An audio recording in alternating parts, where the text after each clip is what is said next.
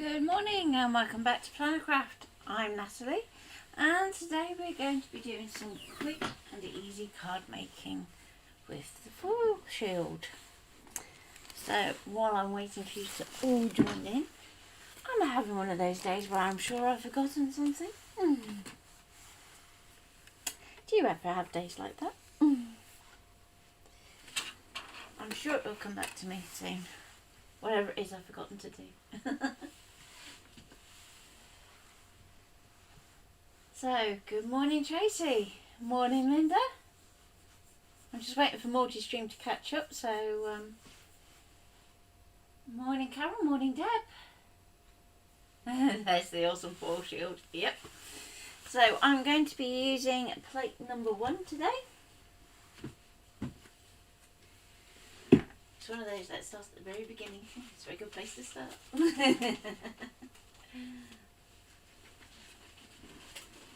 So I am also going to be using some of the foiling USBs.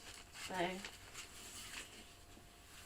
I'm going to try and focus on single line designs just so it's nice and easy for everyone. So let's just grab my frame as well. So I wanted to do a project where I can show you doing a bit of bulk crafting and then we can make them do for lots of different styles. That's the word I'm looking for. And morning Tracy Lou, morning Debbie, morning Tracy Christina. God blimey, we have a lot of Tracys today. And good morning Kareem on YouTube.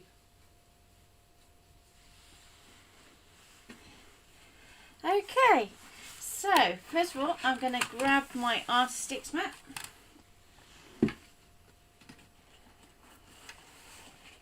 And let's put that on my desk. To this I'm going to attach my outer frame first.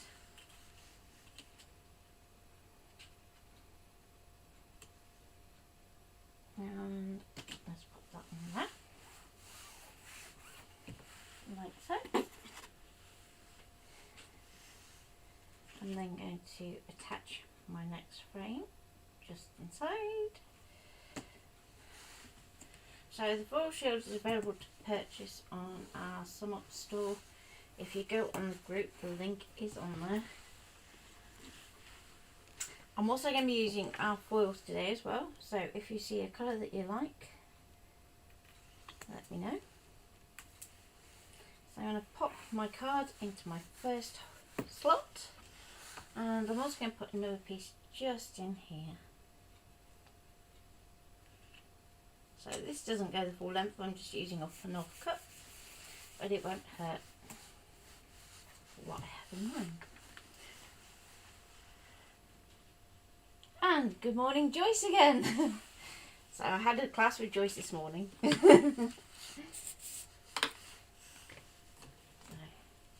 Second time round, okay. Now I'm going to pop my mat out of the way just while I'm doing this. So, I'm going to start off by creating our design. So first of all I'm going to load my mat into my machine and then I will change view for you. And let's wake up the machine. Okay, let's load that in.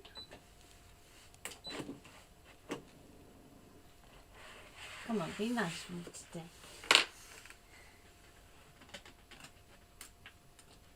So, anybody wants to know how my machine is? It's still a little bit on the worst wear. So, it's been downgraded back to 1.54 and we'll see how it goes. Come on.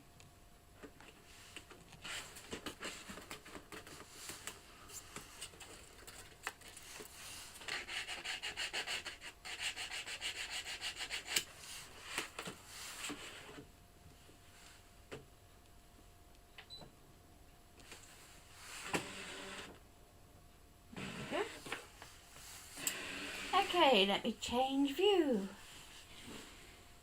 It's Black Friday day on Affinity, so I might bite the bullet and purchase. What was my thoughts? Okay, well, I love it.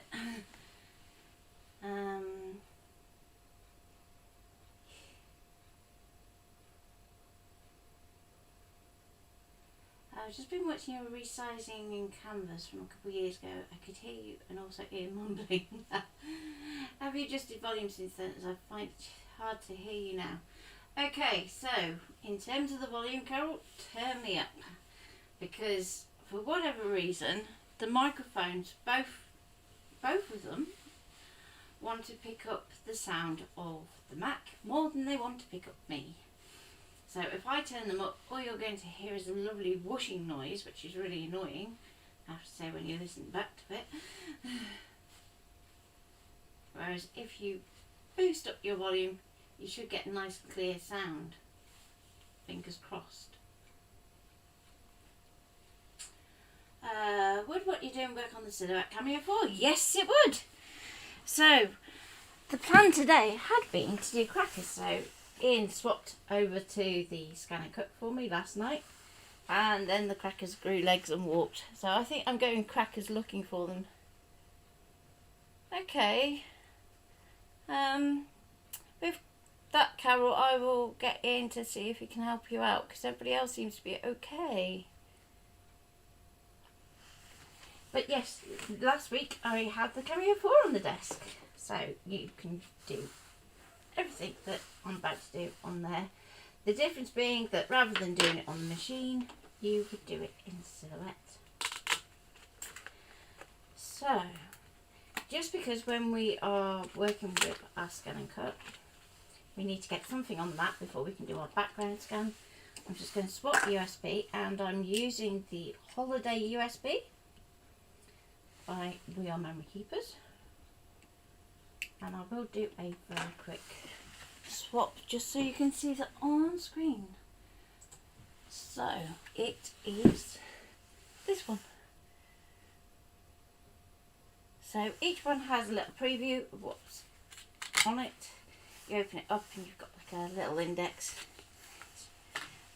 It's one of those ones where you could do with printing out like a little guide. And good morning, Thea. So yes, going back to Corinne's Affinity Question Designer, definitely is worth it compared to something like Illustrator that's going to cost you about the same amount but monthly. So it's not exactly rocket science as to which you go for. So with our USB attached, we can go to retrieve data. We're going to go to USB. Oh, I was having this issue the other week. Come on. And if you do have it that's not reading, just make sure it's getting a good connection. And it may be because we moved it. There we go. We're going to go to SVG because we need the lines rather than the image. And we are going to go Christmas. So we have quite a few to choose from, but I just want a plain snowflake. So let's see if we can find one.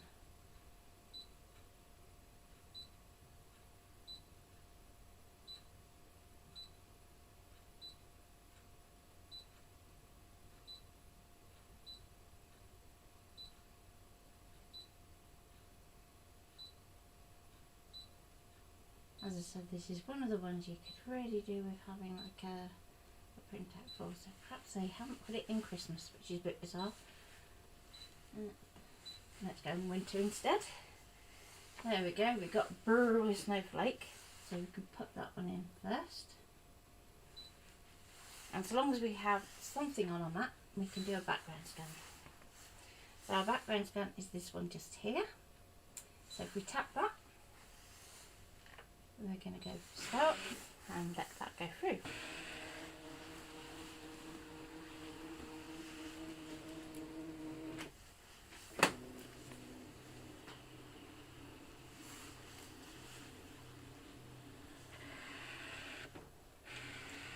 Okay, is Affinity Designer quite easy to pick up.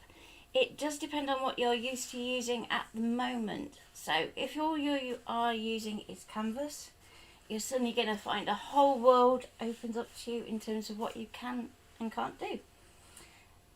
So Canvas is quite limiting.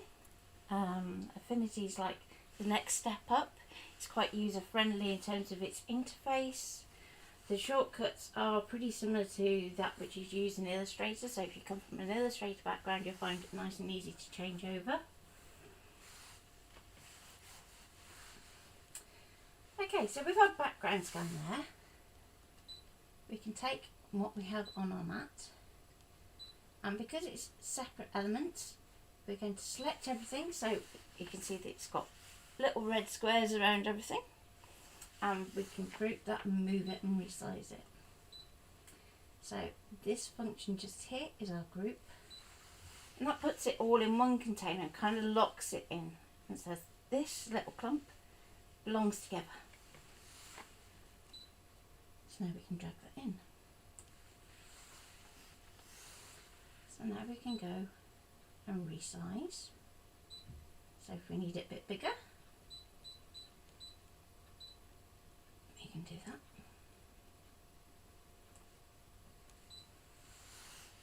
Okay, now I'm going to leave that group for now, and we can add something else. So you can add more than one thing from a USB. So Corinne, if you're going to go for Affinity, do go on the Affinity playlist, which is on YouTube, and you can watch all the Affinity videos. So I'm going to go to Retrieve Data, USB, back to our SVG, and our little 2 arrow is going to take us straight to the bottom, and we're going to go back into winter because I want some more snowflakes. So let's go down,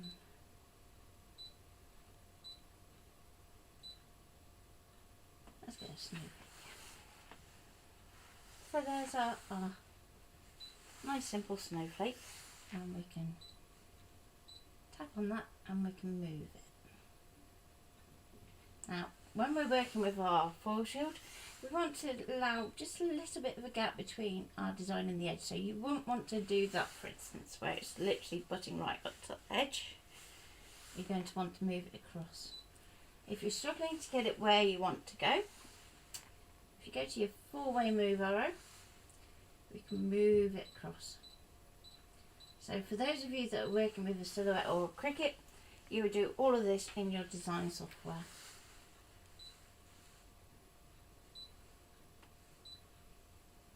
Let's size that down.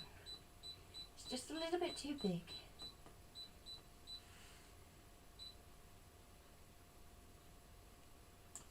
Okay.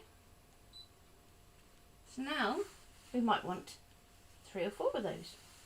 So we can use our number to duplicate it. And let's put 5, nice odd number. And we can move one over here. And we can put one up here, another one there, and another one there. And we can go OK, OK again, and let's add something else. So first of all, let's see what we can find on our USB.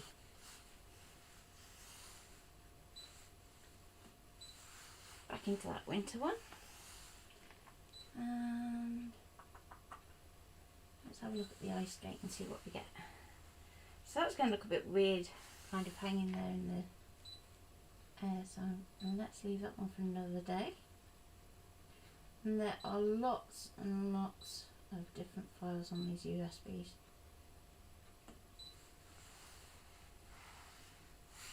So we've got the word snow. We have a little snow angel.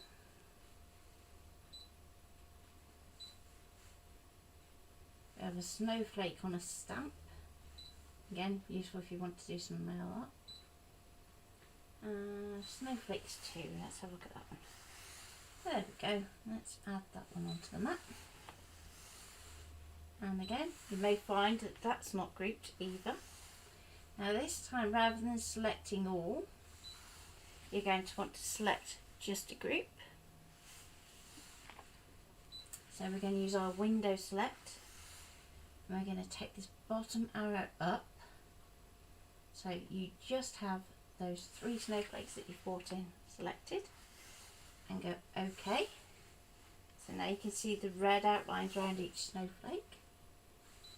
Go OK. Object edit. And we're going to group those 2. So as we group these elements, it's much easier to move them around. So at this point we might go, well, actually move that one out of the way, because that one will nest just nicely in there. And that one could move up here.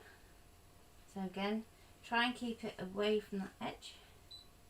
And we can move this one, let's go about there. So then we've got this empty panel in the middle that if you wanted to, we could do a nice big sentiment. You could put a cute character in there and you could layer up another oval. But it's all there and ready to go. So it might be that we want to use just one of those snowflakes again. So if we tap that group button again, it's going to ungroup it. We're going to tap off it. And that's just going to select one snowflake. Then we tap on the snowflake that we want to duplicate. Go to our little plus symbol. Pop up our number and OK. And then we can drag that over there. So you should now have something that looks like that. We're going to go OK. OK again, OK again. Now because we've brought this in through SVG, all those lines are set to cut and draw. So when you're choosing what you want to do, if you're going to be using the Foil Quill, then you can use the draw function. If you're going to use your quickie glue pen, you're going to go to the Foil 1 glue function. So I'm just going to go draw. Then we need to do a little bit of work on the setup for our foil. But before I do that, I'm going to start my foil quill warming up. So if I pop back overhead, so that you can see this. Okay, so I use the WRMK battery pack.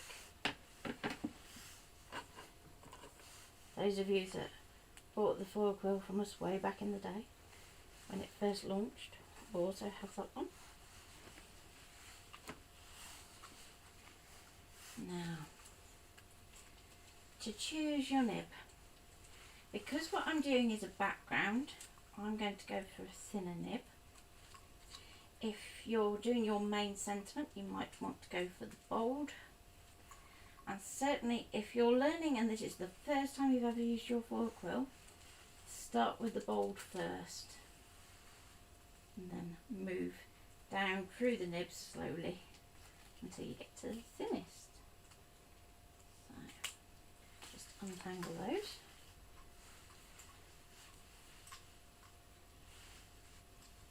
So we have 3 nibs with the foil quill.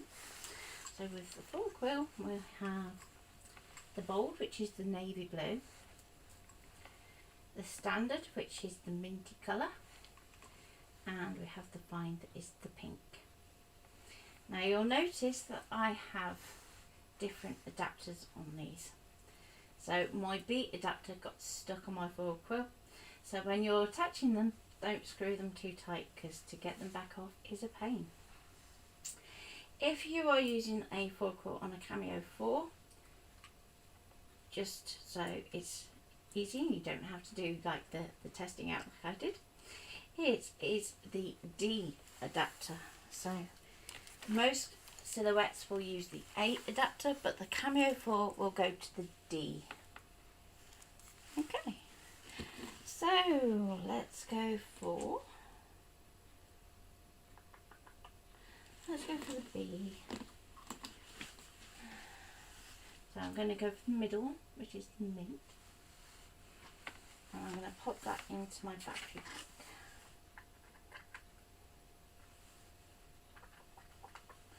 And I'm going to let that heat up for a few moments. So, places you are most likely to go wrong with your foil quill is not letting it heat up enough, drawing too fast so the foil doesn't get a chance to heat up and naturally transfer, not using enough pressure, using too much pressure, because it's a very fine point between the two. So for this first foil, let's go for eeny, meeny, miny, moe. Let's go for the gold. Maybe. Oh, it's the red. Right, I'm just going to lie that down on the mat. Let's get my scissors. So usually when we're trimming our foil, the best thing I find is a nice sharp scalpel and a nice metal ruler. But for something like this, we can usually get away with a pair of scissors, like so. Okay. Now we're going to use some tape and we're going to go over the top. Now I'm going to use some nice colourful tape so you can see this nice and clearly. And let me just see if I can drop the camera down a bit so you can see that a little bit better. There you go. And attach the tape at the top, like so.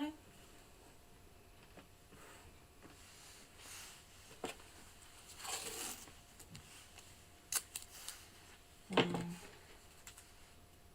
a bit down the bottom. So if your foil is larger than your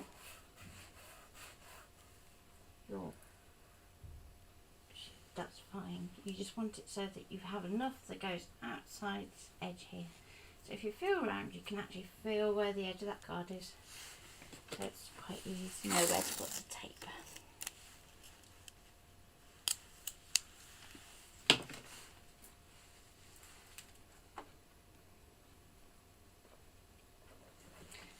So the shield is there to protect your mat, first and foremost. Secondly, it's going to make book crafting easier. So what you'll see in a minute is I'm going to swap between different materials. And rather than having to keep redoing my design, I can just swap them into the slot and off we go. Okay, so off we pop. We're going to take our foil quill, and you have a little bit of a flat back to the adapter when you're actually using the original WRMK Keepers one. That goes to the back and slots in like so, and we're just going to latch that in. Okay.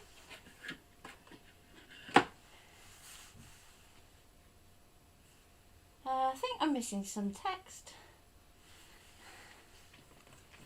So with that in there, let's go back to close cam so you can see what I'm doing. So I've changed my nib. So draw speed is always going to be at 1 and draw pressure going the wrong way. We get it lighter to -4 because we've gone to that medium nib. If you're using the fine nib, it goes down further to -6, or the bold is -2. We're going to go OK, and there we go. Let's go start and see how we go.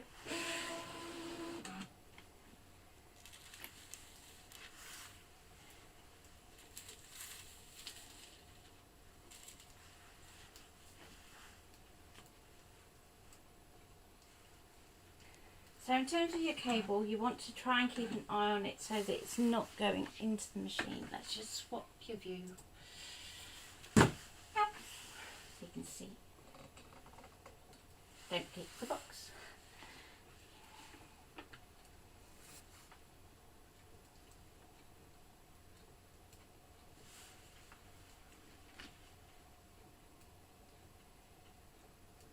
Yeah, I think Facebook's having one of those days too.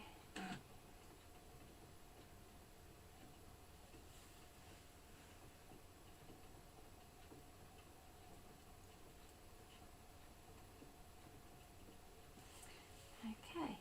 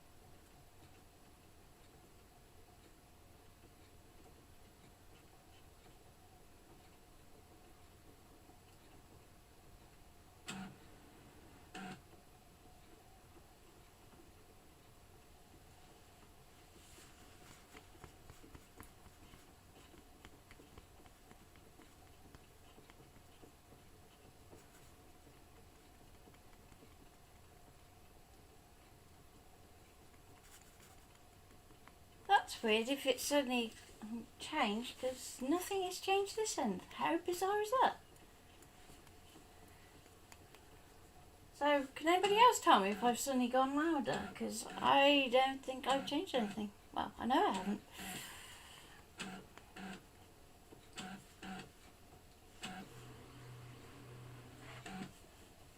Okay, so now we're going to go and foil the top section.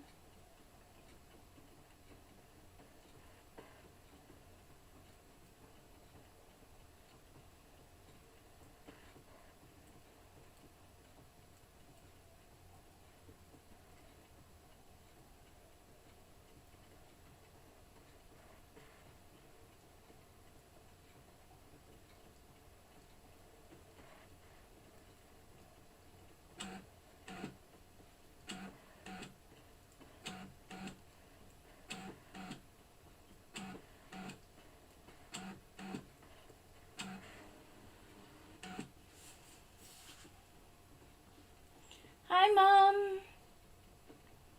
Hope the sofa arrived okay.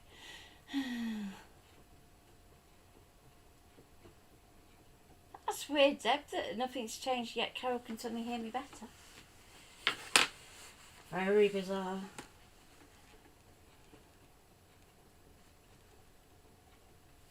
Okay, sorry, I'm wobbling the camera there, aren't I?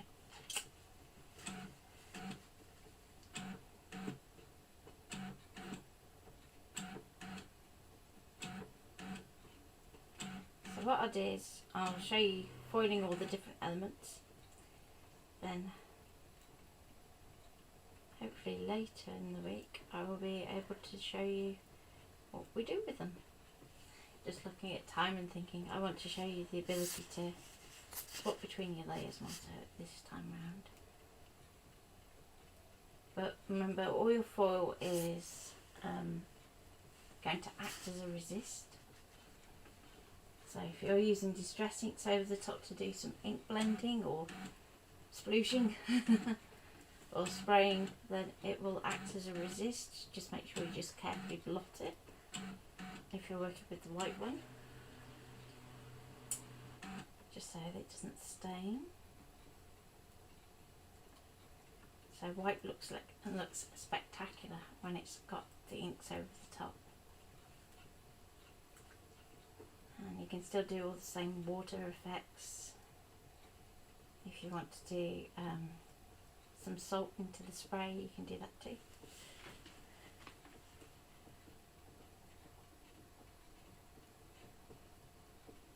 It could be internet connection, I suppose.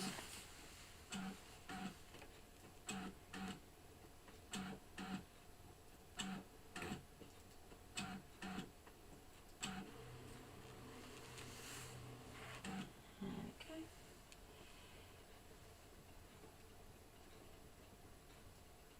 So you'll notice with none of these shapes I've used fill. just because time.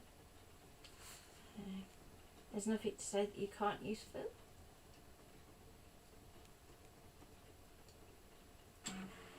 But it does take a little longer.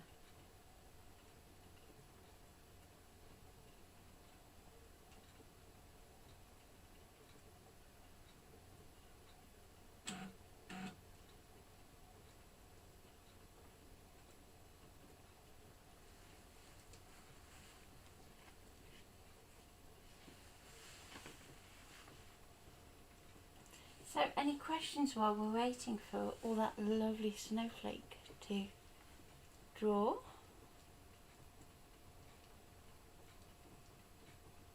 It could be about the foil shield, it could be about the foil quill, it could be about the foils.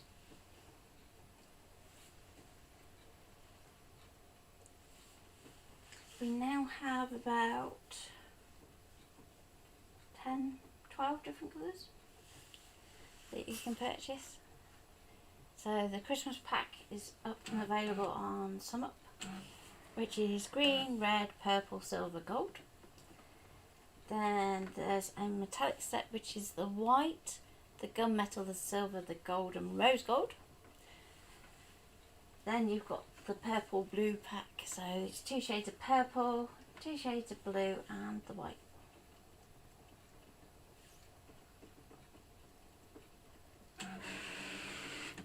Okay, so once that's finished drawing, my first tip is to get the foil quill out of your machine. And even if you're going to go straight back in with it, try and hang it somewhere safe where it's not in contact with any wires or anything, so it's not staying in your machine. And very carefully we're going to peel off that foil.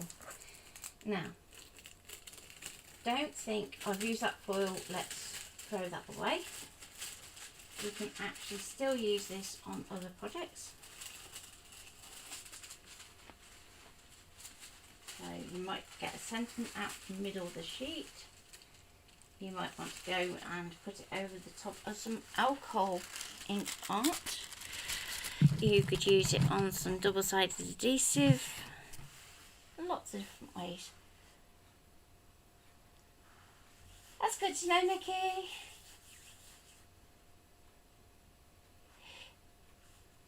Yeah, Carl has moved on to new horizons and somebody else has taken over the 3D fun prints. Okay, so let's get that camera back up so you can see the foil. So, very carefully, what I will do, just because I've got a little bit of residue on my shield, I'm just going to lightly clean that up, just because I don't want it to transfer to my mat by accident. I'm just using the very edge of my lint roller just to pick that up. And let's get this out. So I'm just going to place my finger underneath my mat, give the foil shield a little bend, and then we can get underneath there, and we can gently lift that off. And we have our first card front.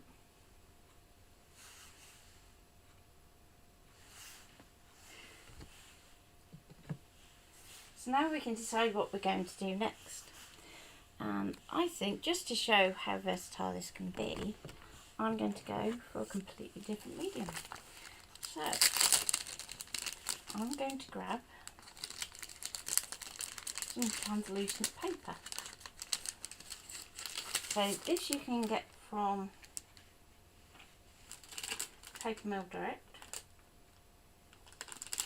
and it's really good for using in windows, but it's also really nice to use to soften our backgrounds.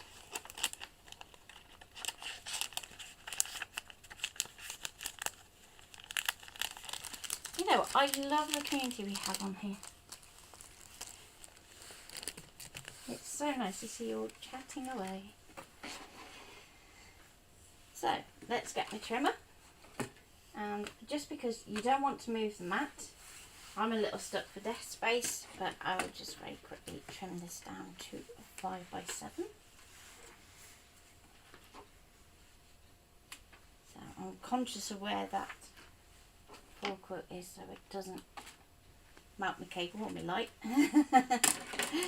And I'm going to trim this on here, so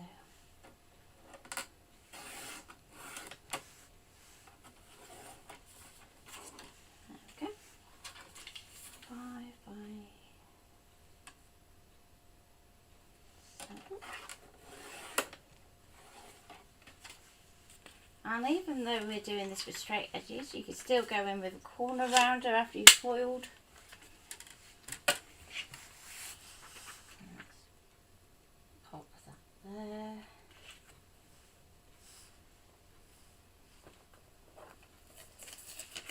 Let's get that a little bit better in there. That was me. There we go. I can't get straight today. There we go. We will get there. Come on.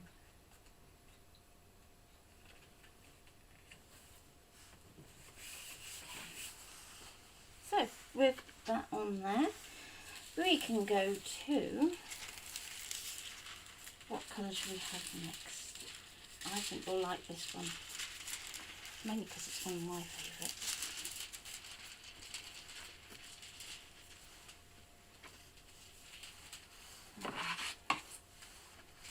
I'm going to put this colour side down because I don't want to accidentally stick this to my mat. And let's just move that over there so I can see where I'm heading. So just to the right, that little crease.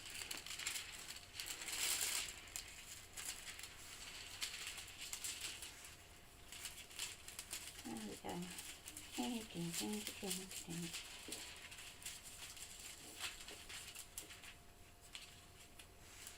Okay.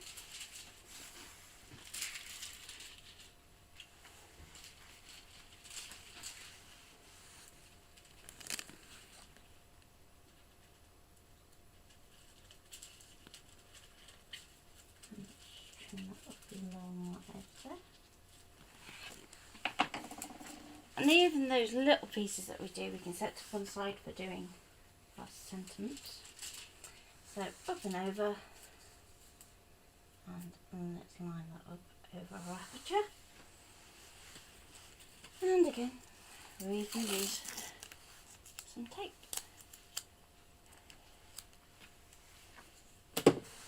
Oh, are we talking about ninjas?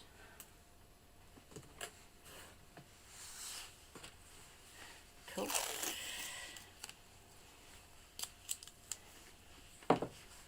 Yeah, I was going to say, Nikki, I saw you had some good news, but I haven't seen what it is yet, so come on. Do tell, do tell. Yeah, the purple is lush. Do love the purple.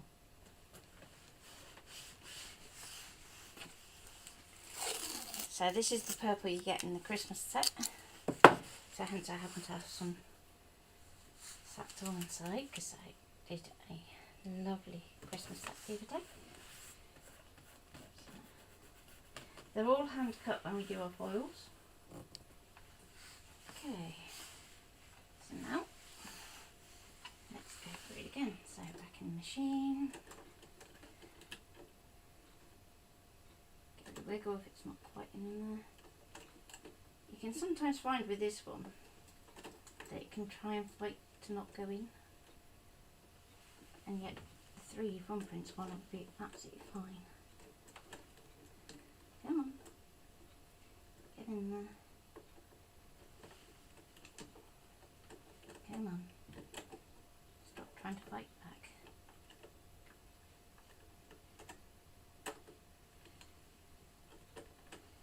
Okay,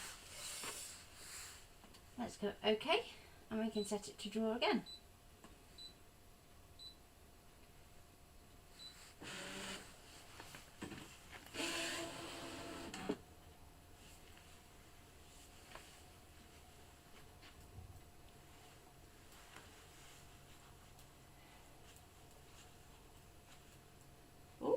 Limited edition sounds nice.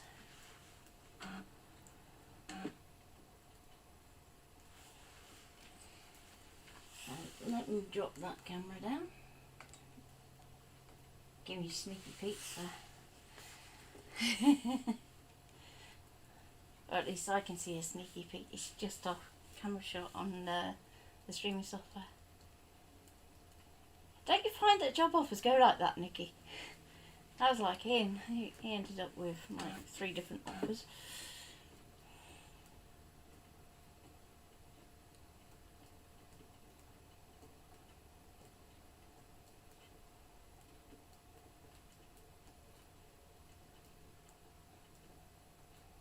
I bet that was a gorgeous dress in that purple though, Tracy.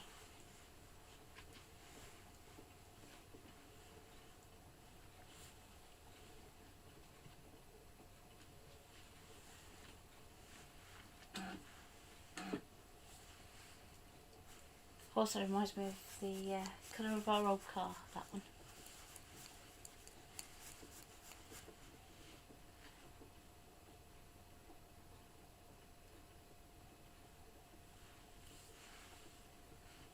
You'll have to keep giving us feedback on the Ninja, Carol.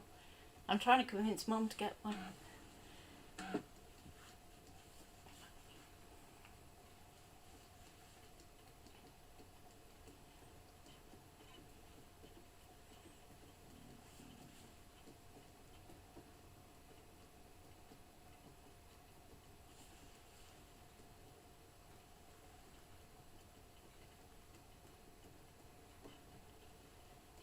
Yeah, I love the smell of freshly baked bread.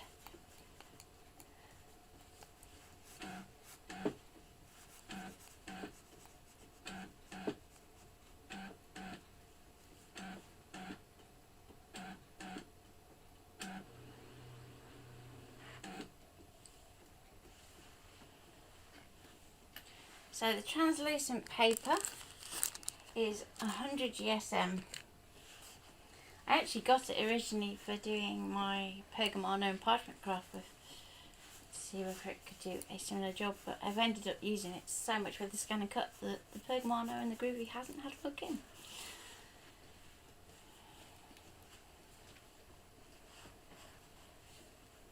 As I said, it's perfect for doing things like windows, but you can also do things like candle inserts with it as well, if you're using some nice battery powered LED candles. It also looks really good to make like little ephemera envelopes for your scrapbooking.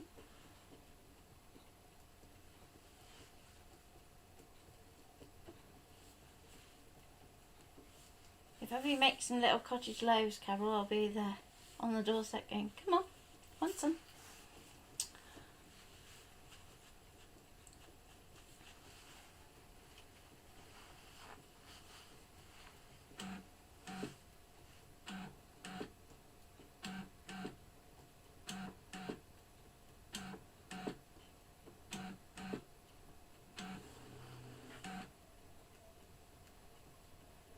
So what colour foil do you think we should use next? You've got choice of the gold, we've got some green, we've got some more of the red and purple, or if you twist me arm I might just go and get something out of the stash.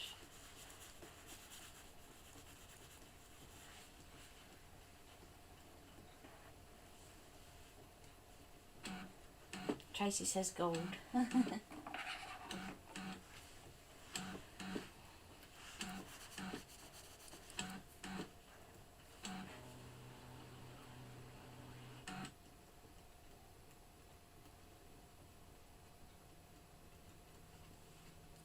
So somebody said to me the other day, what's the point of the foil shield? Because I can't see that you get that much foil on your mat. And it's like, yeah, it's not just about that. It's not just about protecting your mat from your foil.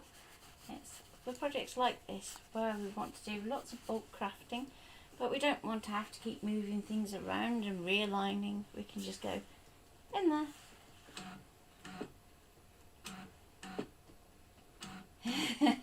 Okay, so Linda says surprise. Okay, let's see what we've got. So, what should we go for? Should we go for a different green? Is it going to be wide enough? Probably not quite wide enough.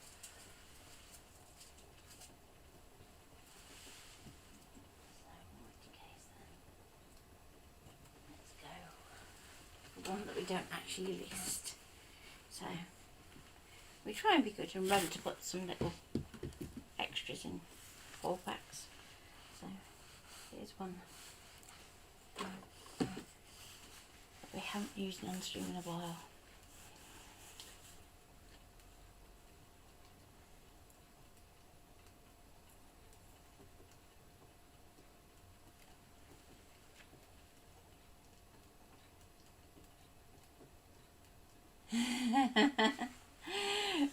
So yes, it was Sandra's order that I had been trimming last week. So she's got the lovely purple, the gold, the green, the red, and yeah, that's right, and the silver, isn't it? And Sandra. Oh dear, what's wrong with me today? So we're getting there. Now what I would say is, if you are doing something like this where you're going one after the other, try and give your foil quill a break in the middle. So what I'm going to do is actually change nib in a moment.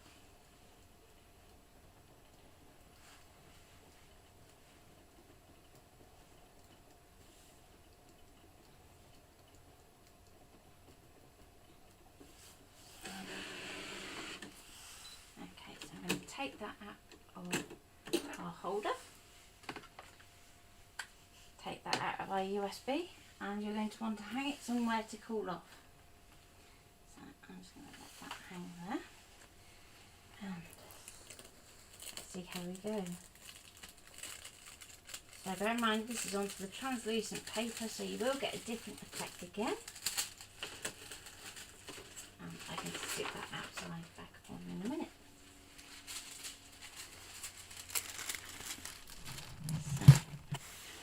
Over the top of my foil, I'm just going to line that shield back up around the outside. There we go. And just place it down. Now for the fun bit, trying to get this one off.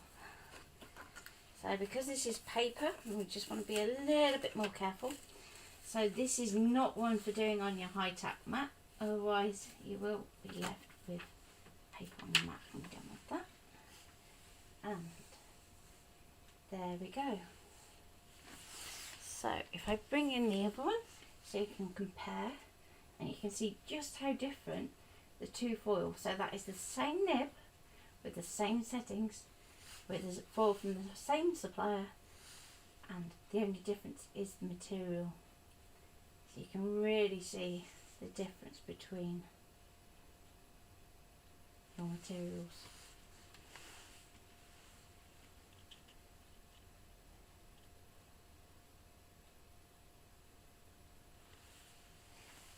Yep, Sandra, you've got to put some pictures up when you do start playing. So, finally, I'm going to pick a colour. And let's go for something that's got a little bit of a texture to it. I think that might be a bit too pale. Let's go somewhere a little bit darker. There we go. Just a little. Okay, so this is A5 card, so I'm just going to trim it down very, very slightly.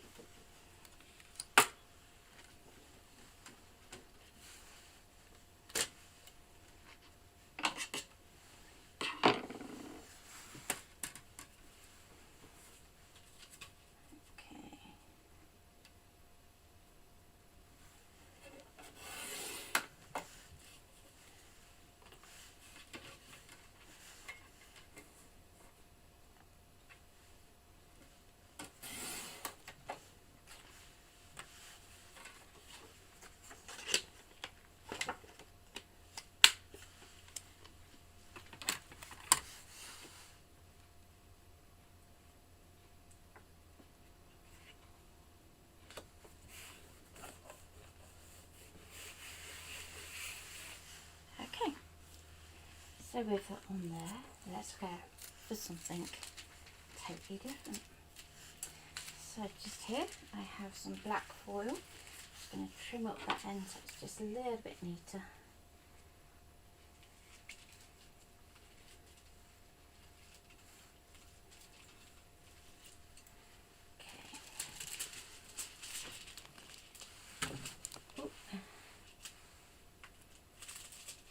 That's my light reminding me that I moved the light here so I can actually infill if I need to.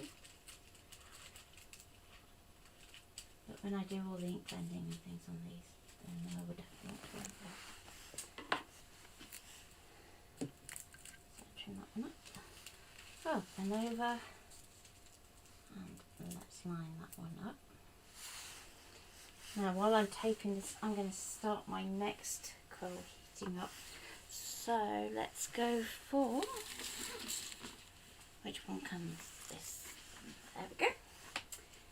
We are going to go for the bold. So this is textured, so you will get a totally different effect again. And I'm just going to start that heating up while I tape.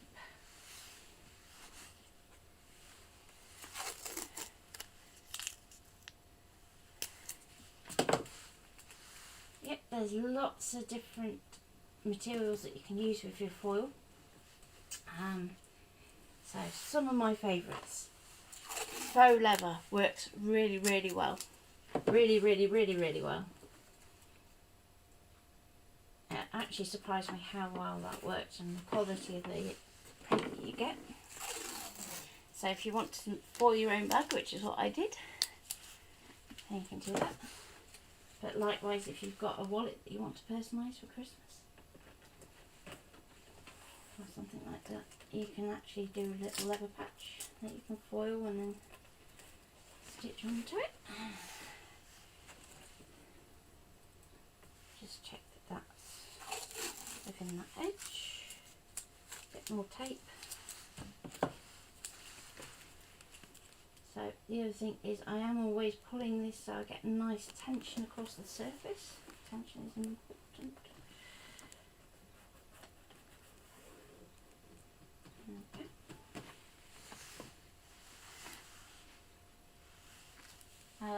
Other surfaces, vinyl works really well, and because you've got that lovely plastic to work onto, it does tend to bond really, really well with the foil. So you get a nice crisp outline. Okay. My pencil. Okay. And let's go back to draw again. Now this time I'm going to adjust my pressure back up to -2 and we see how we go with that. And let's go. Now because it's got the 3D fun print adapter on there, it's going to throw up a little error saying attach appropriate holder. Just go OK and start again and it will carry on.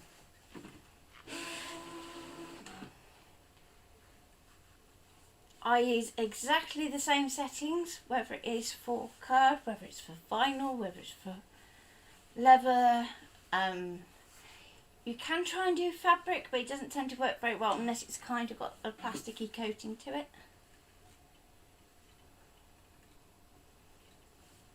So literally slow it right down. Use your 2, -2, 4, -4. Yeah, you know what I mean. So, -2 for the bold, -4 for the medium, and -6 for the fine.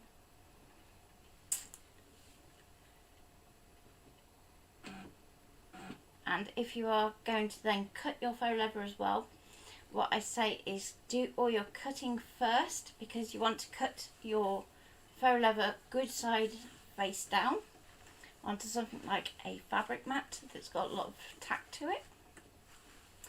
You're going to use a deep cut blade or your standard auto blade, and you're going to cut around it twice. So the way I say is, if you think about the first cut kind of getting through that fabric backing that you have on faux leather, and then the next one gets through to do that nice cut on the front. And if you want to do things like earrings, bracelets, you can do that. If it's symmetrical, the piece that you've cut out, leave the waste on your mat, remove the piece that you've cut, flip it over, stick it back in the waste so that it's in exactly the same place, and then you can foil.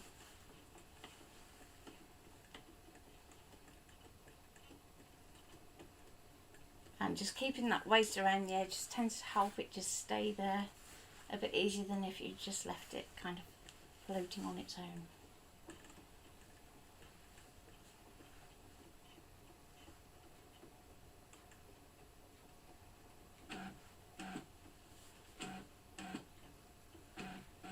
So let's say you get to the end of your first foil and you think, oh, it obviously hadn't quite got hot enough, hasn't transferred completely, then you can just send it round again without removing that foil.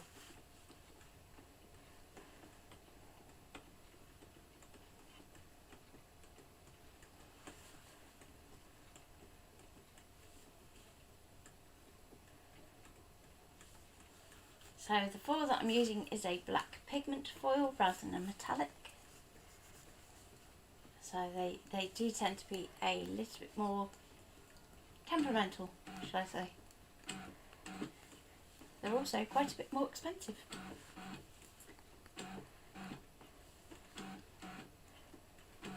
You can also get effects foils. So if you want to turn areas of something glossy without using something wet like glossy accents, then you can actually get a gloss foil to just do those areas onto a matte surface, and that will really pop.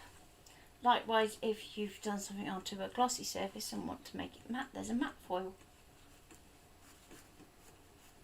Foils work best onto reasonably flat surfaces, which is why I've gone to the bowl tip for this one.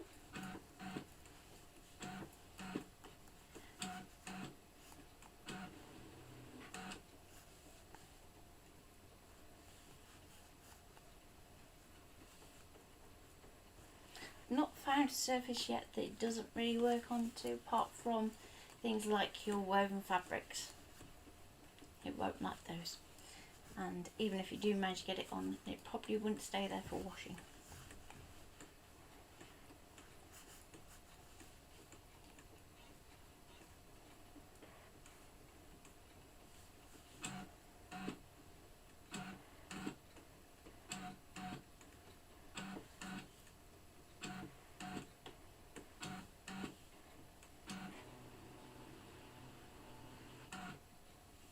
You could foil onto dry gel medium as well, or anything that has acrylic in it, because basically that will melt the acrylic and bond with foil.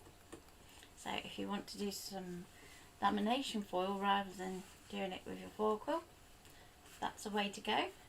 So if you use your gel medium for a stencil, then let that dry completely.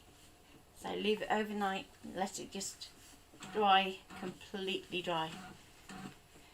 Then put your foil over the top and run that through a laminator. That will bond the foil to your gel medium.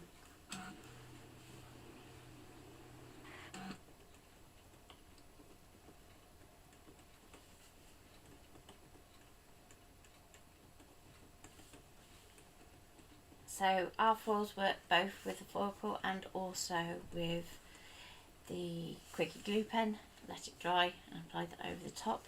It will work with leafing glue. It will work with a laminator, believe it or not. Even though theoretically it shouldn't, it will. Just because the laminator doesn't get as hot as your foil quill does.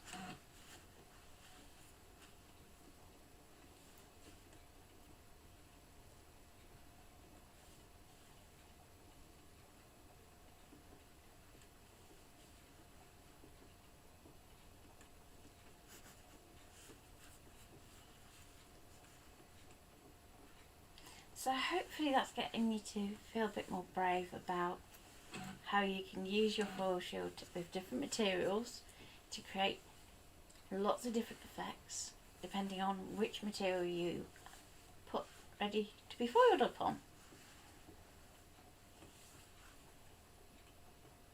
And then hopefully later this week I will get on to doing some inking with you, as well as doing lots of different ways that we can use this same file. If you want to take that brrr back out, you can do, just by doing that ungroup process.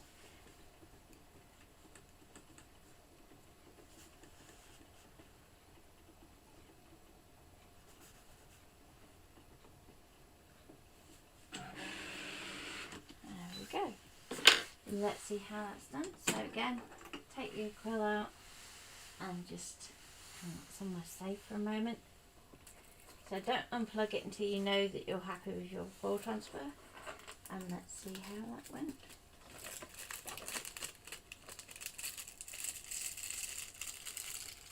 So just to show how different it looks again.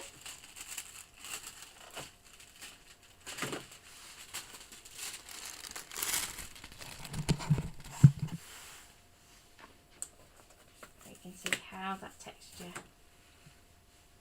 has affected how we foil. So if I bring that right up here, you can see you still have a sheen on it, but it's not metallic, it's just like glossy. And you can see where the dips in our texture have actually come through to our foiling. There you go. So if I put those side by side, you can see the difference. So your challenge, should you choose to accept it, is to have a play with materials, and you can always upload photos of what you've achieved or anything you'll be having issues with. Will you be doing any Christmas cards? I'll be doing loads of Christmas cards. So all three of those will turn into Christmas cards. So who would like me to carry on and actually finish those off today? Or would you like me to do that later in the week? So while I'm doing that, let's reset my camera so you can see those. And when you're done, just unload the mat, and we can just take that portion off, like so.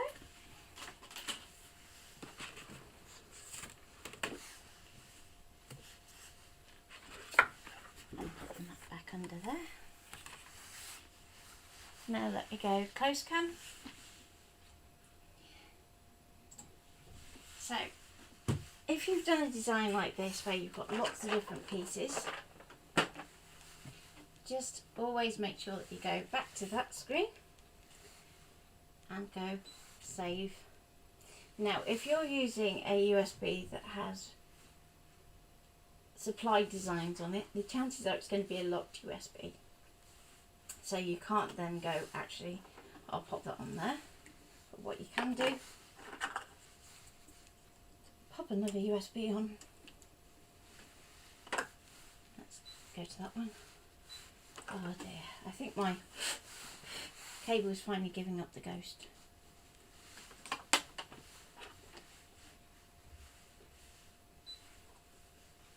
Okay, so what you'll find is when you save it, it's going to throw a little message saying includes a group pattern on the mat.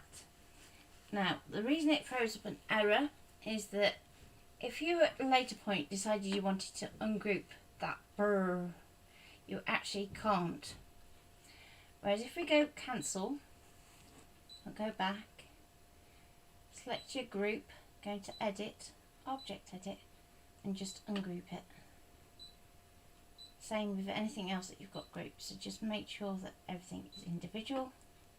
Then we can go OK, OK, save, and save it to USB. It's always going to give it a number file name.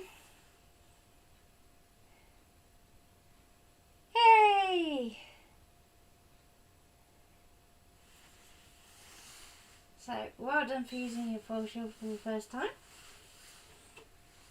And with that that design I saved on USB, we can just go home to reset, and we can turn off our machine. So let's grab a messy mat and my stamping mat. Okay.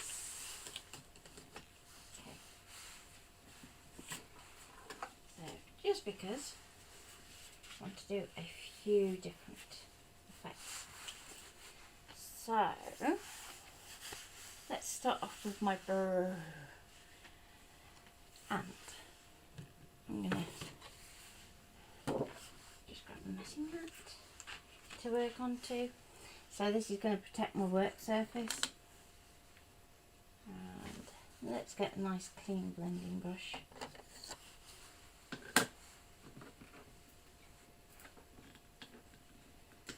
I'm going to do this first one nice and simple. I'm just going to put a little bit of white ink just to softly put some clouds in. So let me just move that over a bit because I'm a bit off to one angle. And there we go. So a little bit more, just so you can see that. It's a bit subtle because of that texture. So it's going to catch our highlights. I'm going to go around here too.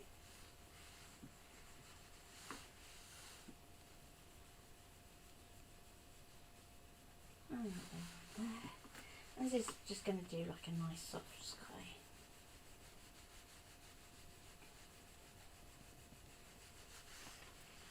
Okay. Now, next I'm going to get a nice ink pad. Oh, yeah, camera without. There we go. So you can, actually, you can see it more on there actually for the angle. Let's see if I can give it a little helping hand. There we go.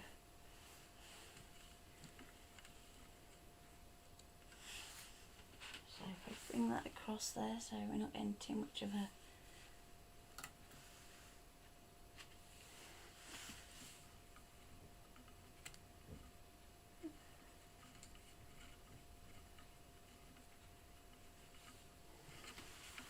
Where's my little dial? There we go. Let's just take that down so it doesn't compensate too much. There we go. That's lifting the rest of it up a bit then. Just to infill.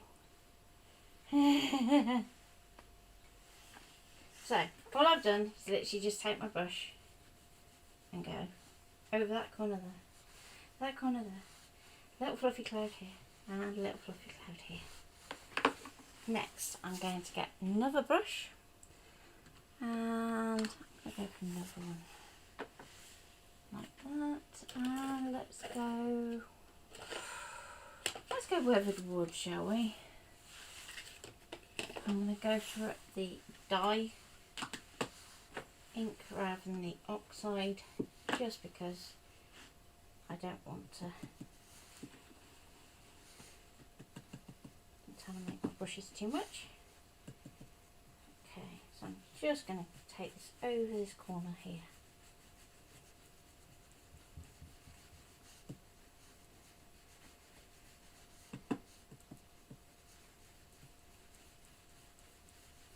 Okay.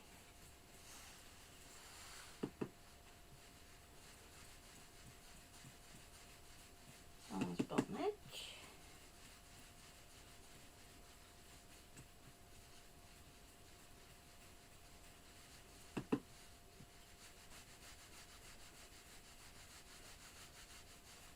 So we're going to have to see if I can get a monitor around the front of me, rather than you all being behind me, because I can't see comments or anything. There we go. So what I would do with that one is I'm just going to set that to one side, let all that ink dry. And let's move on to the next. So, because I'm changing between inks all the time, I'm just going to make sure I clean my mat regularly, because there's nothing worse than getting the white ink in the dye inks and dye ink in your white inks. It's just not good. Okay.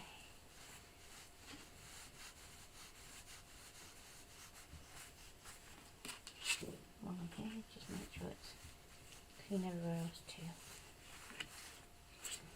Okay. Next one. So this time I'm going to pull out a nice big brush, and let's go for that one actually. And we can start off with weathered wood, and I'm also going to bring in a bit of speckled egg because that's a bit lighter, and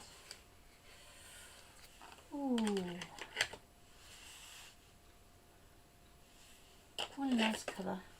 Let's go for a bit of milled lavender. I'm going to start off with my weathered wood at the top.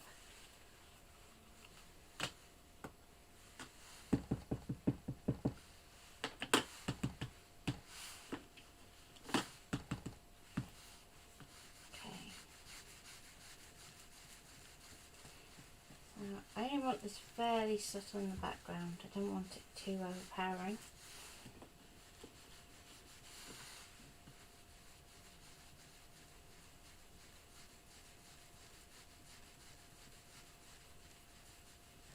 Let's go around these edges.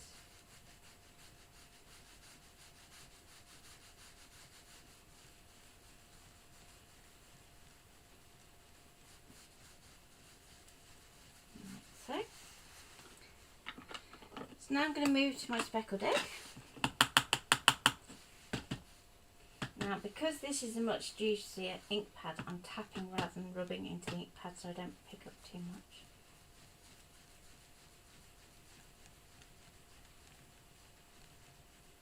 And you're going to find, because it's a juicier pad, it's going to make that weathered wood actually sort of start to stretch downwards as well as taking your actual speckled egg with it. So let's take this right the way down here. We can do the same over here. So a little bit more of that speckled egg down the side. Going for some nice neutral-ish colours.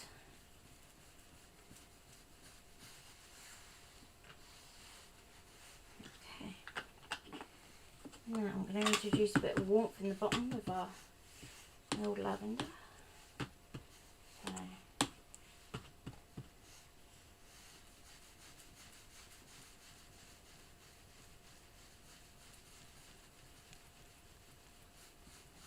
we go. Do a little bit more. Like so.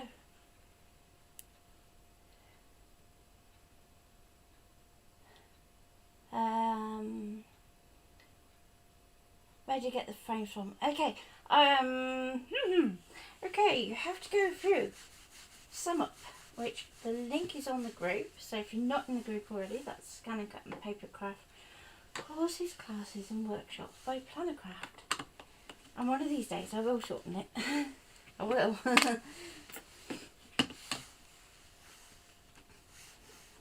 Okay, so we have our soft background. I'm also going to let that dry. Now, finally, for this one, we can actually do a background to go behind it. So we can go a little bit stronger. And I'm going to pull out a piece of mixed media.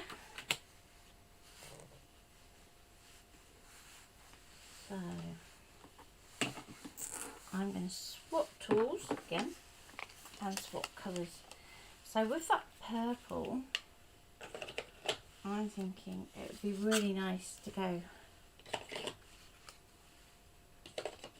sort of more in the purples in the background. So I'm going to swap two of the oxides for this one. So I'm going to pull out milled lavender. I'm going to have a little bit of pitch flamingo, which may seem a bit of a bold choice. But then I'm going to go seedless preserves.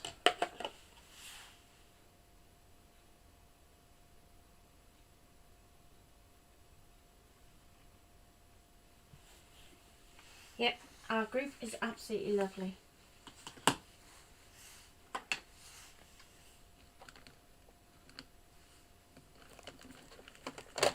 I'm going to start the purple end. I'm going to tack this straight onto the card, and don't worry about the edges because we can always trim that down if we need to. And it can feel sometimes when you're working with a smaller one like this that you're not getting anywhere fast. Don't really get to, just keep going, you'll get there eventually.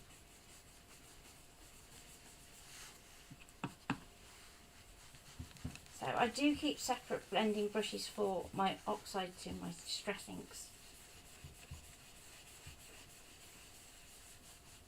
Just because we don't want to mix the two up. I'd also advise trying to keep a separate one for white ink, just so that you're not cross-contaminating.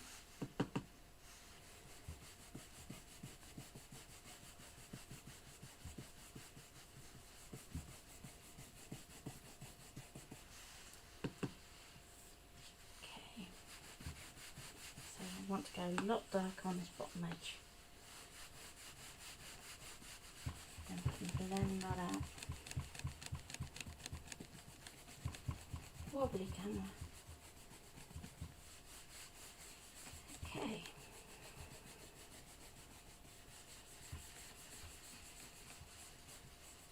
I'm just going to use what's left on my mat so I'm not wasting anything. Nice big circles.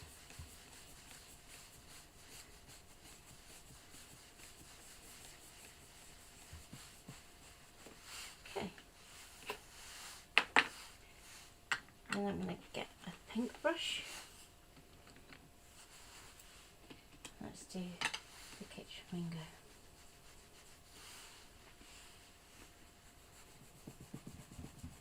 So again, this one is wetter, so it's going to have much juicier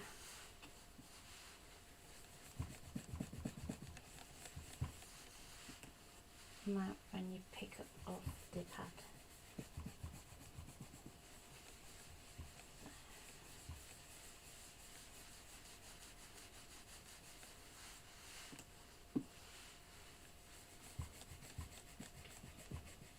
So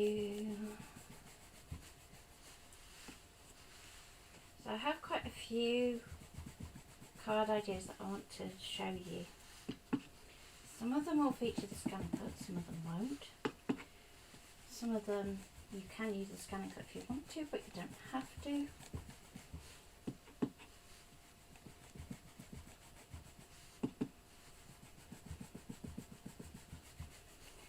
And things like this where you're doing a background like this, you can always prep these well in advance. So just spend a day just making some nice backgrounds. A little bit more just on that patch there.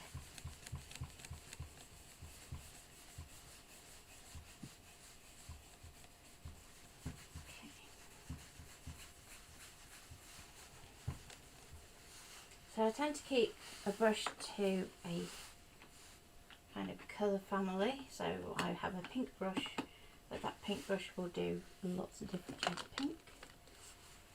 I have a lilac-y brush that will do like your lilacs and your really pale pinks.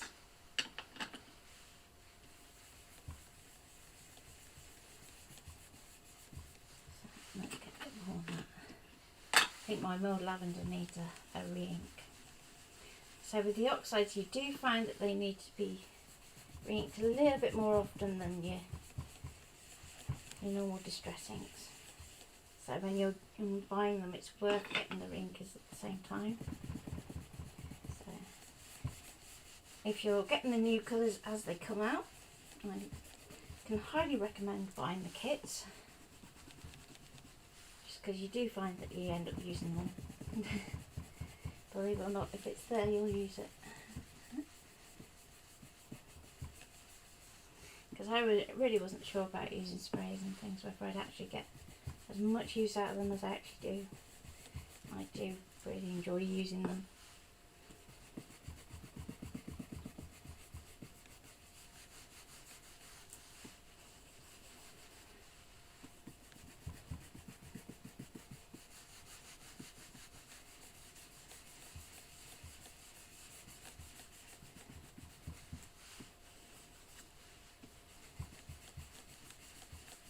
So we're getting there with our ink blending. For something this big, it does take a bit of time.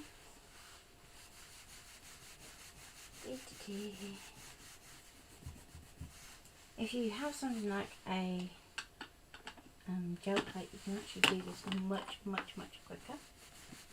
But I know you don't all have them, so I try not to use it all the time. So you can actually do an ombre super duper quick with a gel plate. And all you need is just a brayer. Okay, so there's our background. And again, let that dry.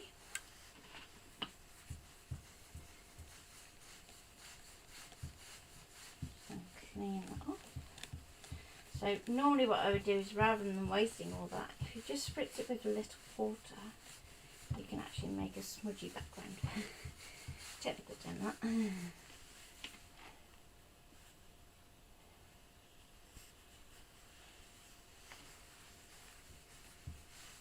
Yep, the oxides are really good for blending, especially the wetter they are. So I've got to go back and try and get the re-inkers for the ones I haven't got. Okay, so messy mat done. So now you see, when we put this over the top, you can decide whether you want it that mirror so that you've got the light area to the top. Oh, you can turn it this way around and have that darker area to the top instead. I think that way would look really nice. So when it comes to doing things like your translucent paper, you want to try and do it under other embellishments, otherwise you're going to be able to see your adhesive through it. Okay, so those are our backgrounds.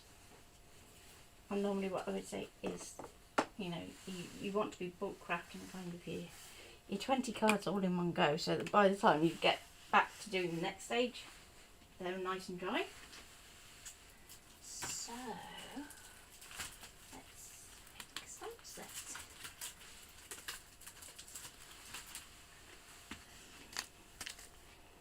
And I'm going to go for a little cutie.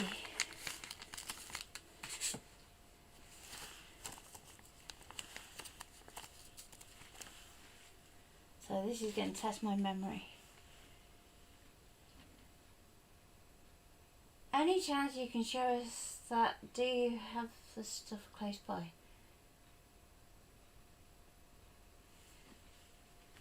Which bit, Tracy? You're going to have to run that one past me again.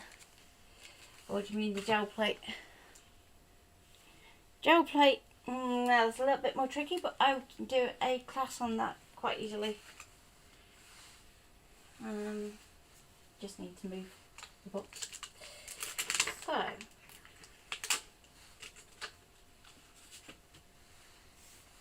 let's get our little character. And I think it'd be really nice to put our little character just there. And we've got a... And if you want to do a little scene up here, you can do. But I think you can put them there just as easily. And just have them take up the whole card. Or you can put even a separate sentiment up here. So, what I would do is just grab my stamp platform, like like so.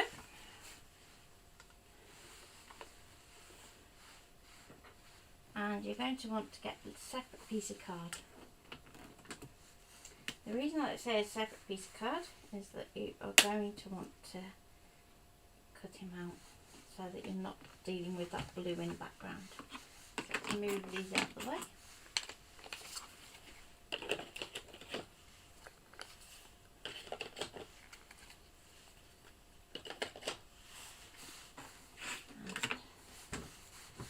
A little piece of card. I can go to the remover of this one. It's going to give us a little bit of texture. So remember again, this will affect your outline. If you want to get a perfect outline rather than something that's got a bit of character to it, then do go for a smoother cardstock. The ink pad that I'm using is a Squid Ink hybrid ink pad, so it doesn't mind whether I go watercolour or alcohol or colour pencils, which is why I like it, because I'm indecisive at the best of times. There we go. So let's take my little card out of there and we can pop our stamp platform down for a minute. So with our snowman, or our polar bears even, if we were to try and cut this out at the moment using direct cut, it wouldn't work very well because we've got a bit of a broken line, but we can use colour to help reinforce that contrast. So I'm going to grab my pastel set of pens. Let's go to a pale blue grey, and I'm going to come straight under here and put a little shadow under his scarf. We can then put a little bit down his arm, around his fingers, so that it looks like he's actually clutching. And we can put a bit down here, so that that arm tucks behind, like so. And we can put some around his belly, and a little bit down this side here, and down there, so that we get a little bit of form there. We can put a little bit by his ear, and around his head, a little bit on that ear there too, down under there, under there. Nice and simple. And we can do the same with Baby Bear. So you don't have to do these as polar bears, you could do them as brown bears or black bears, or even go funky colours if you want to. But for my card, because we've used that blue background, the white's going to stand out nice.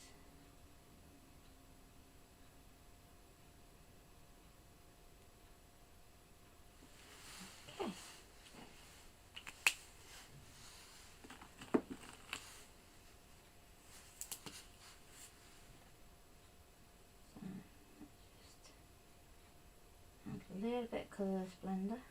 That's just going to help this colour kind of fade out.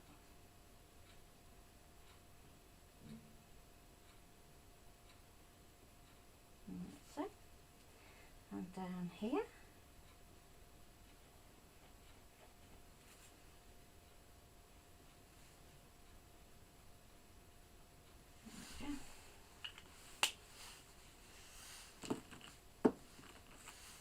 Go for a tiny bit of pink.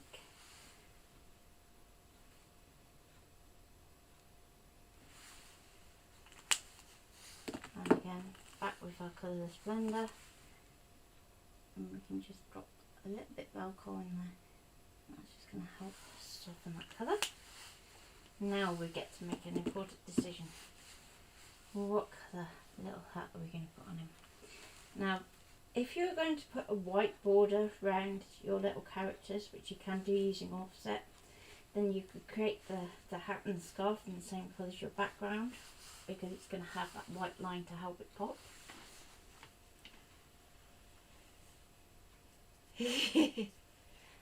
Did Ian send off the columns? No, he hasn't.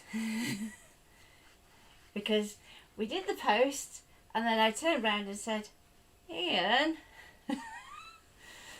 So it is here, safely by my desk, Carol, waiting for me to go and do it.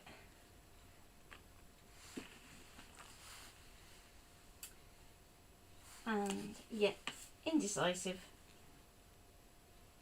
So I'm just going to go put the blue all over, and I'm going to actually shade this a little bit, just so it's going to stand out a little bit more. So let's go to the light blue, which really isn't light blue. That's going to shade like so. Then back to our lighter colour, and we can just blend them in.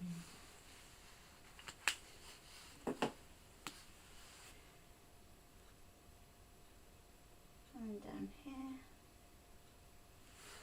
just going to do the darker colour first, and over the top,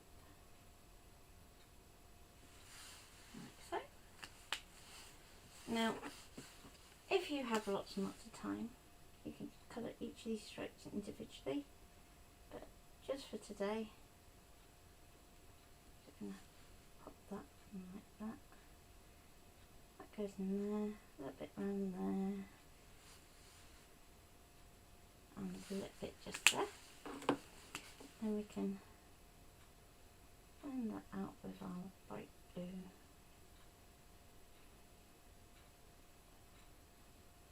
And that should still be dark enough to stand out from our paler background.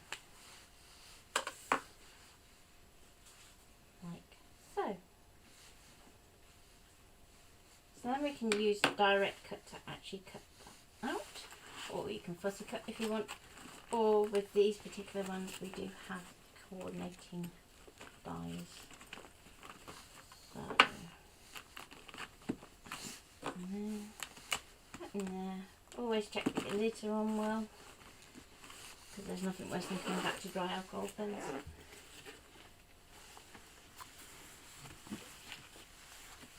Let's grab my mat. Now, as I always say, when you are doing your direct cut, just bring it in from that edge a bit so that you have plenty of room should you need it, and then we can pop that through and get that cut. Just wake up the scan and cut.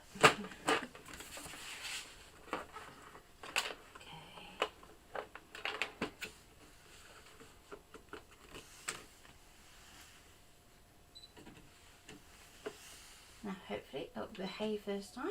There we go. And let's flick over. They are so cute. And yes, Carol, he's a very naughty boy. But then he managed to convince himself he hadn't sent the other thing that he did post. I don't know. I think he was a tad stressed. So I'm going to go to scan. Then we're going to go to direct cut because we want to cut it out of this piece of card. We're going to use the machine to do it. And because we've got that paler outline, I'm going to swap to colour. Now, it may be that I just have to top up that line in a few places with a pencil, but we will see how it goes. Scanner lever. So what this is querying is, because I was using the foil shield, which is always used in position 2, where we've lifted that scanner glass up, it's going to query it when you then go to scan to drop it down.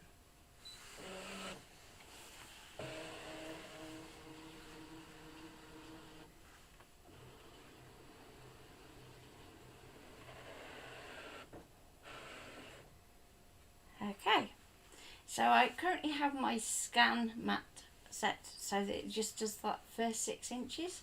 Makes life a little quicker when you're doing lots of little things. So we can go and drag that in, go OK, and see how it goes. Now if it has lots of different cut lines, or it doesn't pick things up like this, then you know you need to go back and change your settings. So first of all, let's turn my light off because that might help it. I'm going to grab a pencil and let's just put you back overhead so you can see what I'm doing. And I'm going to drop that camera down like so. Yep. And I'm using a 3B, which is a fairly strong pencil, so that you can see what I'm doing. You could just get away with using HB. And you can always erase this pencil line if you don't like the look of it after you've done your cut. So I'm just going to help out that leg a little. And basically anywhere where you think it's just not got enough contrast, particularly where you've got the whiter edge of bellies and things like that, then just draw that line in.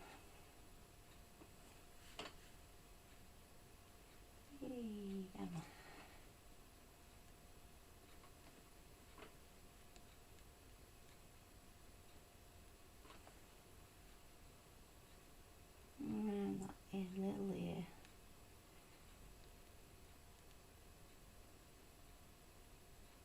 And just join the dots as well, so if there's anywhere where the outline just stops,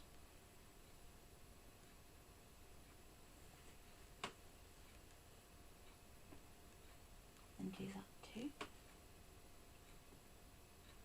Let's reinforce that nose a little. It's the same. No. There we go. And maybe a little bit just around there. Now whenever you've done something like that, rather than trying to still work with the scan that you've already got, make sure you do go back. So, if I go back, close cam, go back again, cut OK, because we want it to redo it, otherwise there's no point doing all that pencil lining. So your colour scan is for anything that is low contrast, your black and white is for high contrast.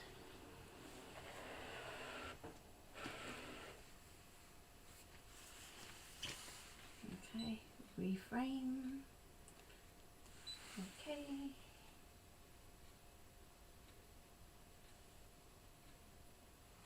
And then you've got something that looks more like our little characters. So now we can go OK. And this is where you can start to work on different options.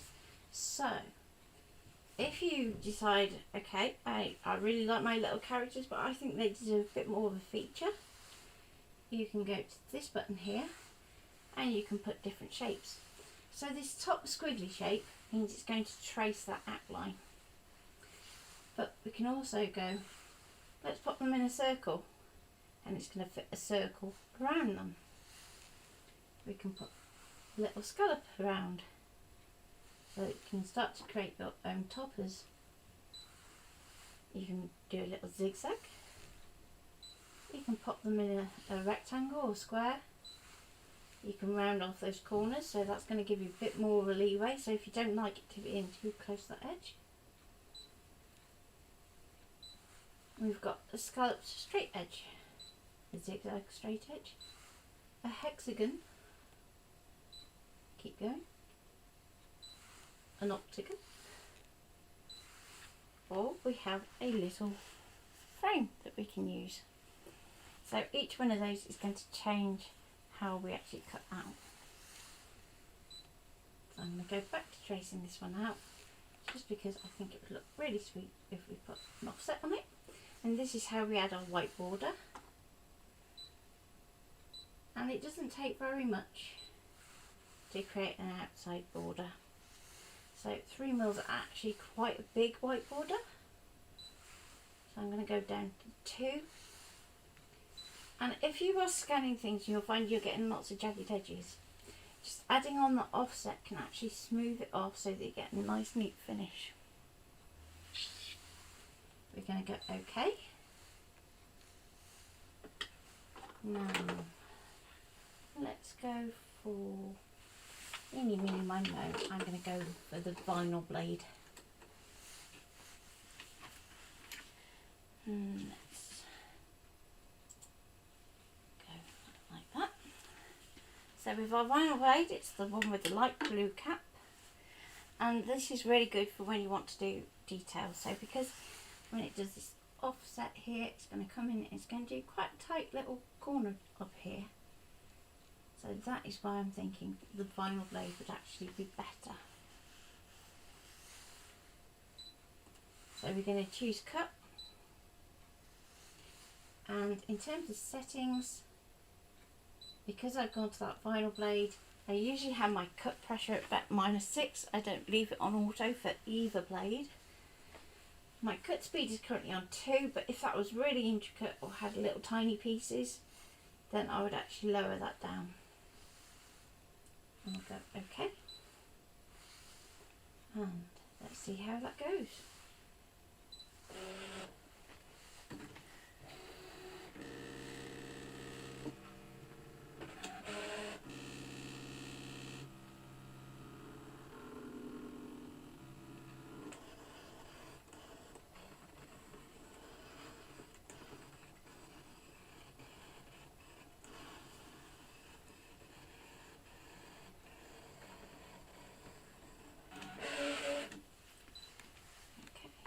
See how that did.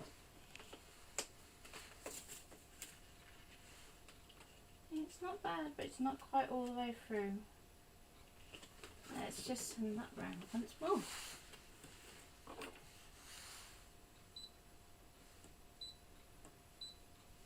So I'm using the all media paper, which is a little bit thicker than the average, but I don't mind it going around twice.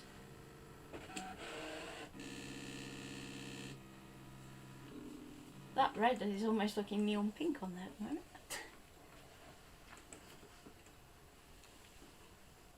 So if you listen really carefully, when you send it round the second time, if you hear like a noise, that's the bits it missed the first time round. There we go. And let's get my little metal spatula. And we can put that one up. And we have our little characters just there. And we can pop that onto our little card. Let's decide where we're going to put them. And I think it'd be really sweet to actually 3D that up. And then we can do a nice little sentiment up the top. So there's a bit on direct cut for you. Let's think. What have I got to hand that we can do?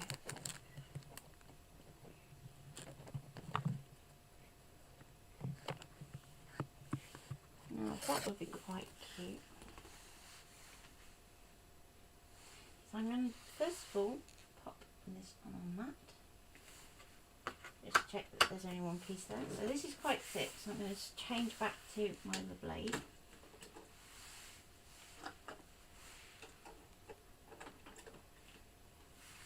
I'm going to show you another little trick with your saved file.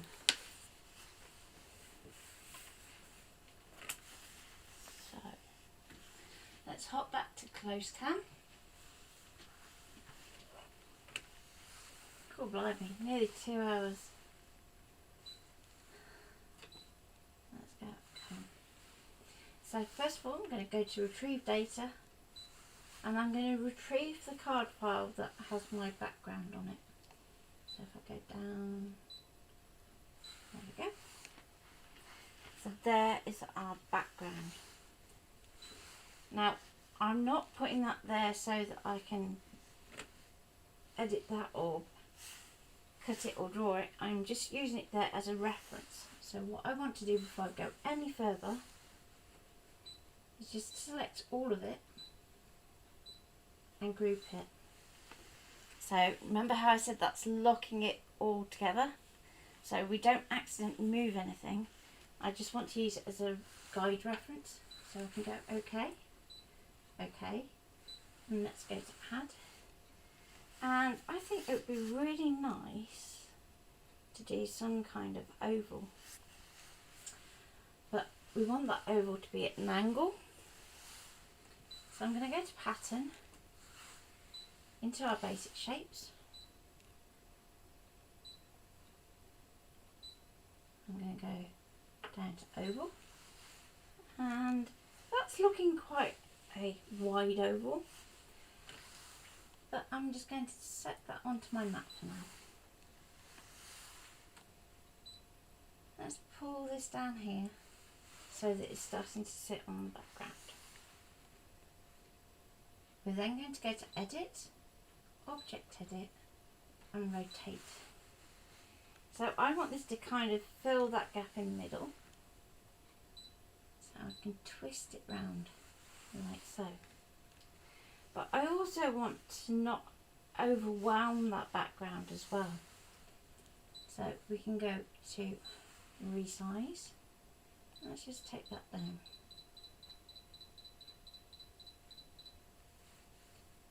Now, because we've done that twist, if we were to use our ratio proportions at the moment, it's going to do it on the outside bounding box, rather than thinking, hang on, this is an oval that needs to pull in at the angle. So we can go OK and just rotate it back. So should you ever need to redo those sizes, just remember to do that. Otherwise you're going to end up distorting that oval. And let's shrink that up.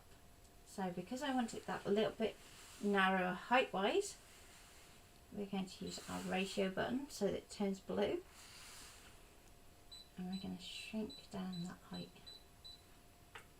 and go OK, and then we can redo that rotation so that we're happy with our angle.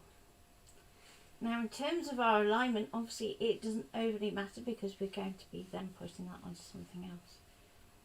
And what we want to make sure is that we are happy with the size of that particular element. Now the reason that we also angle it on here is if I go back overhead, because I'm working with a pattern that has a really obvious direction to it and a level to it, by angling that shape first before we cut, we make sure that we are sort of true to that pattern when we actually then put that onto our card. So we'll go OK, OK, and I'm going to click on that background group and we're going to delete that out of the way. Okay. So I'm going to go OK and do a background scan. So this is where we can start to align that shape onto our pattern.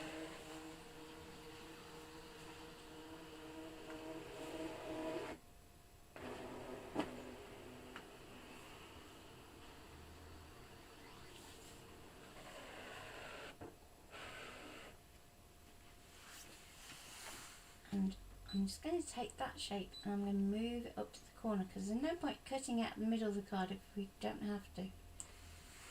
I'm just going to pop that up there, go OK, please select cut. We've changed blade, so drop the pressure back to -9, OK, and off we go. So just because of time today, that's probably where I'm going to leave it. I will show you some other bits and pieces that we will do with those. So in the meantime, have a go. Let's see your foil backgrounds. Do post them on the group and ask any questions if you struggle with anything. Let's just see how that is. It's promising. Let's peel that off. And that is going to be first bit to go in there, or possibly like that. We'll see. I think just there. So we're going to have a few different ideas as to layout, and also I want to do a bit of work on creating sentiments with you so that you get used to using fonts that aren't necessarily supplied by Brother or on a USB, so that you're actually using the ones in your computer instead and actually having a bit of a play with them. So, okay, let's flick back overhead so you can see those all done.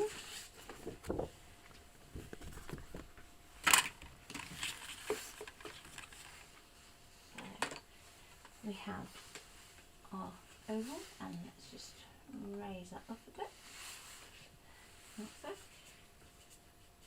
That is then going to have another oval put over the top, so do save that as you do an offset. We have our larger card that is going to have our design as a smaller panel on front, and then we have our little cute card. So you can see how the same design can actually be used in multiple ways for different age groups. So you can do all your foiling in one bulk swoop and then just switch it up depending on who you're sending that card to. Nice and easy. So let's see how you go. And you're welcome, Joyce. Thank you, Linda. Thank you, Carol. Thank you, Tracy. And I'm glad you've enjoyed today.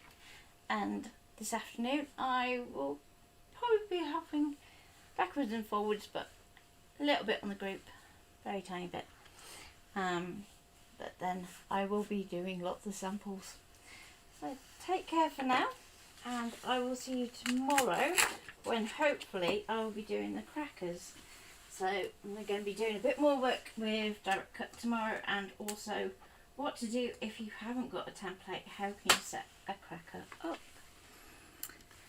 So take care and bye for now. Bye.